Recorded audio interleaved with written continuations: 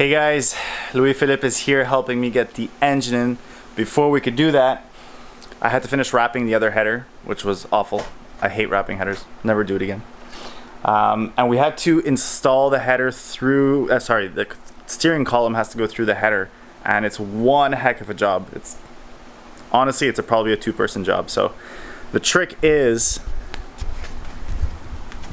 I would undo the universal joint at both ends, remove it, don't forget to mark it, so you put it back at the same place, or else your steering wheel will not be, and your rack won't be centered anymore. But I undid the universal joint. Louis-Philippe went inside, pulled the column out. I started by hammering the universal joint back onto the column, passing it through, reconnecting it to the rack, hammering down on the universal joint so it could go down, tightening everything up, and then reinstalling the column from the inside. So, not a cool job, but it's done, and now the header's there, and the motor is ready to be put back in. So, we're gonna take the hoist out, we're gonna pull the engine off the stand, put the flywheel and clutch. So, let's get to that. And by the way, before we can't see them anymore, I installed some ISR steering rack lines. When I pulled the SR out last year, I broke one of the hard lines. So I was gonna have just a new hard line made. It's probably cheaper, but the easier route is to go with those lines. So that's done. And I'm also I think I'm gonna install the Siki power steering line right now while it's easier access. So let's take care of that.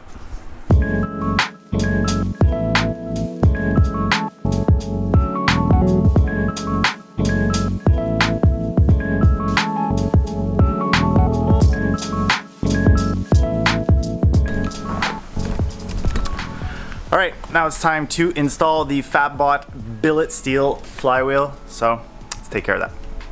Alright, so just open up the ARP flywheel bolt packaging. Just so you know, they require that you use 242 Loctite. Just so happens that I have that by fluke, so I'm happy for that. And on the bottom of the heads, with the supplied Moly lube, you put the lube on the bottom of the heads, so when you torque, everything is correct accordingly to the specs of ARP. So, we're going to install the new flywheel that I showed earlier, provided by Fabbot. It is a billet steel flywheel, so it's a little bit lighter than a regular flywheel. And then we're going to do the ARP bolts and torque everything. So let's go.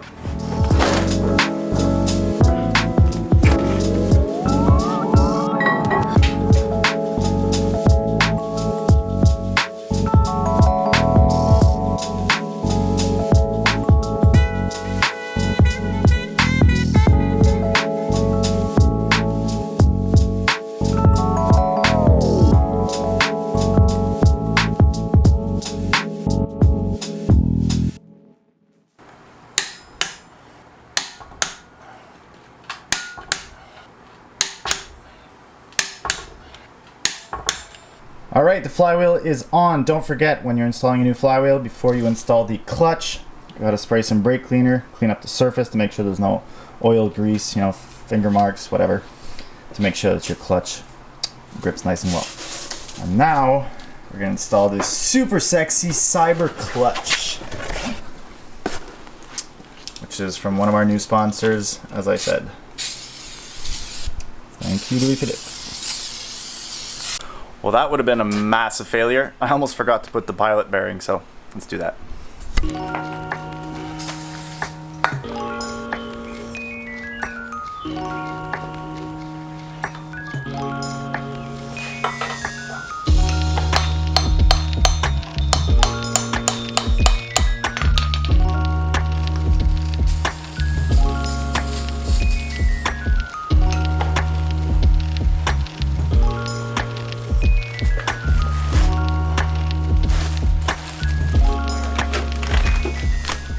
Alright, so on this clutch it's easy, but on certain clutches always make sure there's usually a little sticker that says inside or outside so you don't put the disc on backwards. But this one, it's almost impossible to do because if you put it this way, it bottoms out on the bolts and the pads of the clutch aren't even touching. So it goes like this.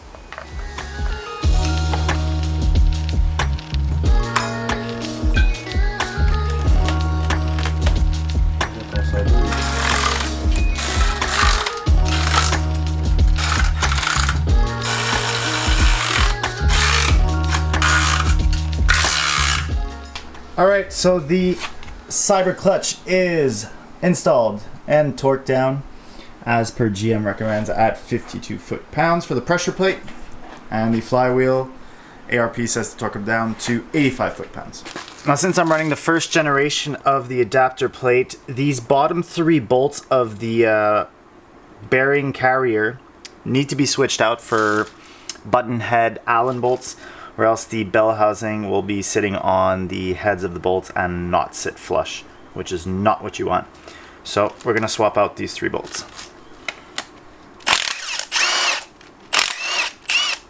Oh, I think these have some sort of Loctite originally, so I wouldn't put red, but I'll put blue Loctite.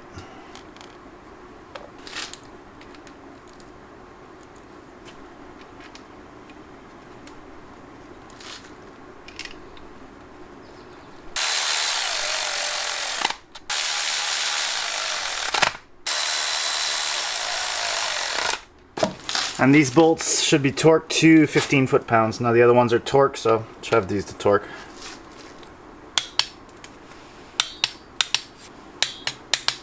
So now we can finally install the AR5 tranny, which the Fabbot shifter finally came in, but I'll show it a bit more later.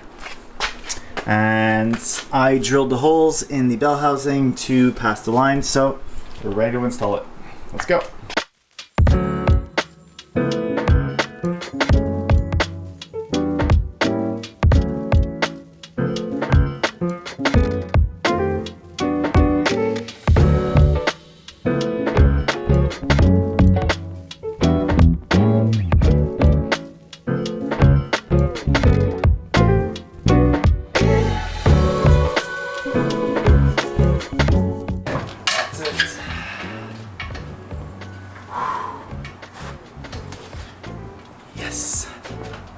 Alright, the motor is in. Everything's well no, the motor mounts are not bolted down under. Neither is the tranny support, but I just put a strap. We installed the shifter, placed it properly where I would like it. And now it's about time to start wiring the things up, install the intake, install the accessories, and I test fit the driver's side header. Everything fits. A little bit of clearance between the frame rail. The universal joint does not rub. I don't think you can see it. But yeah, the U joint does not rub on the header when you turn the steering wheel. Oh, there you go. Thanks, Refit. Yeah, so everything clear, so I'm happy for that. I don't have any gaskets right now. My father has some, but we just have to find them. And my father is leaving tomorrow morning with my uncle. They're doing Route 66 and a big RV, so that's going to be a lot of fun. So tomorrow morning I'll head over there, see them off, hopefully find some gaskets, and also steal my dad's starter, as I said earlier. So we're going to continue buttoning this up until I get tired, and hopefully we get a lot of stuff done.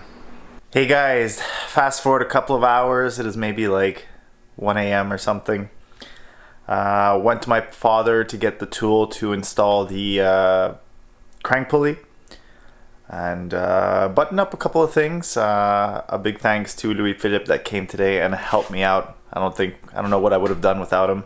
Really give me a helping hand, but we what I did up to now is all the wiring, or almost all the wiring's plugged, just missing a couple of things. I tucked everything nicely under the fuel rail. I finished fabricating the fuel lines. So there's a filter in the back, a big filter. There's another filter here. So this is the feed coming into the fuel rail. And out to here, we have a fuel pressure sensor. And then coming back out into the regulator, and then out the return. So I fabbed that all up, and I think that's about it. So I just installed the crank pulley right now.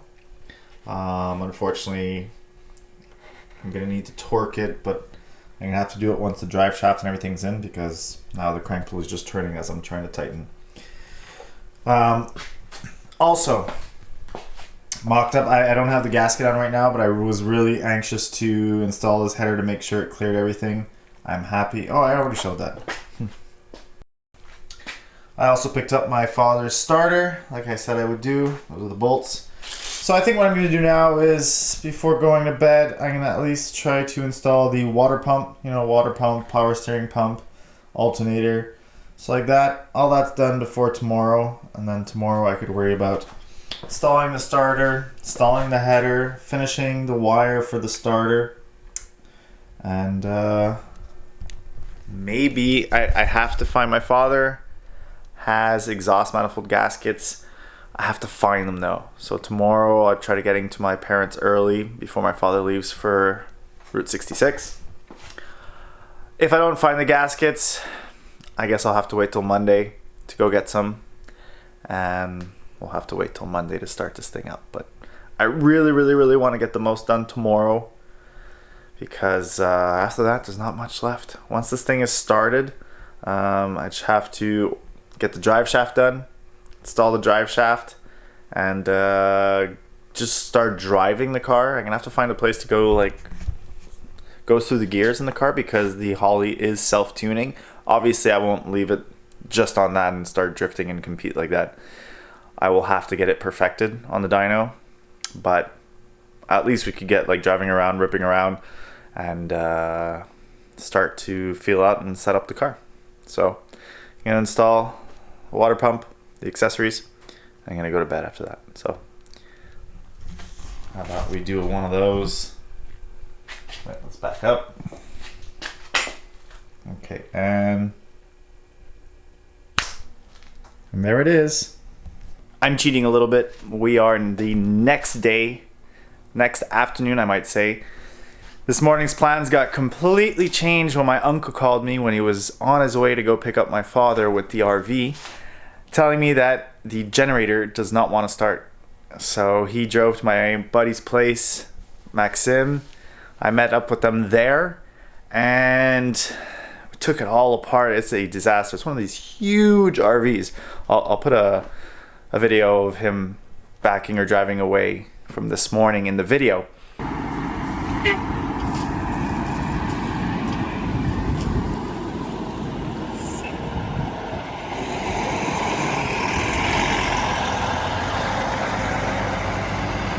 But we ended up taking everything apart. Luckily, I did a bit of searching. Thank God for the internet. Honestly, I found somebody who had a similar problem, and somebody else said that the 2016, pre-2016 models of that generator, it's a Cummins generator, they have problems with the the connectivity between the connectors, or they use GM connectors. So we took them apart without knowing. We cleaned it up, put some dielectric grease, connected everything back together. Boom, the thing just fired right up. So right now my father and my uncle are driving. They're going out west and then shooting down all the way to LA and then Las Vegas. So wish them a great trip. They're really lucky.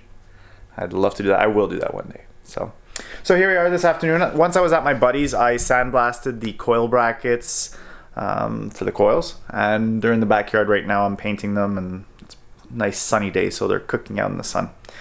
So, oh yes, and my father never ended up finding the exhaust manifold gaskets, so I just ordered them. I'll get them tomorrow morning, and a new oil filter too. So today on the agenda, I have the oil filter relocation that, just out of precaution, I'm gonna take off the lines, rinse them out with brake cleaner, and then I'm going to install them. Yes, I should have installed them before putting the engine in, but I totally forgot, unfortunately. So, I just saw something that I need to order. I need to order the loop for the water pump. So yeah, install that. I'm going to install the starter, finish up the wiring, then hopefully install this header, install the wideband. I think I'm going to put it in the passenger side header. And I don't know if I'm going to install the front end yet, or the rad or anything. I need to design and 3D print bushings for the bottom of the rad, the little legs. I figure might as well 3D print them instead of buying them from Nissan. So my agenda is pretty full, but I'm taking it easy. I'm really exhausted today. My whole body hurts from like bending down, getting up, lifting, jacking. Already my back was hurting from last weekend at the MCC. I was setting up the ODX booth. I picked up a lot of heavy things and probably did not use my back properly. So taking it easy today. It's a nice day. Gonna open the garage door, enjoy the nice breeze, probably have a beer at the same time, watch some TV. So I'm not gonna film everything. I'm just gonna do quick recaps every time I do something big. So let's see what's next.